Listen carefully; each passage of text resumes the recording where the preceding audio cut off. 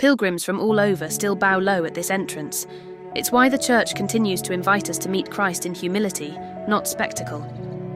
Hidden in plain sight on ancient stone walls in Bethlehem stands a curious feature, a 4-foot-high door.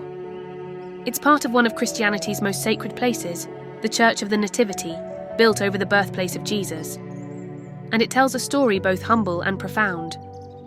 Long ago, after the Crusader era, the Church of the Nativity was repeatedly targeted by invading forces and looters.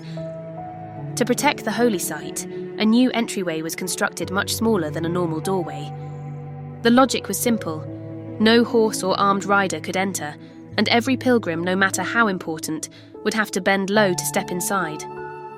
This humble portal earned its lasting name, the Door of Humility. Not just a practical safeguard, it is a symbolic reminder of something deeper.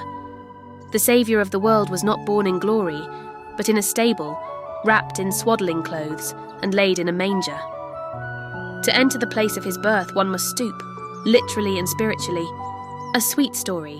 One pilgrim wrote that the very first time he approached the church, he expected a grand entrance befitting a king. Instead, he found himself crouching, arms raised awkwardly, and laughing involuntarily as he squeezed in. But the physical posture quickly became spiritual. As he entered, he felt his pride bend with him, replaced by a profound sense of wonder.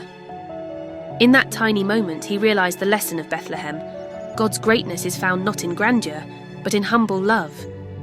That is why countless pilgrims, from medieval knights to modern travellers, still bow low at this entrance. And it's why the church continues to invite us to meet Christ in humility, not spectacle.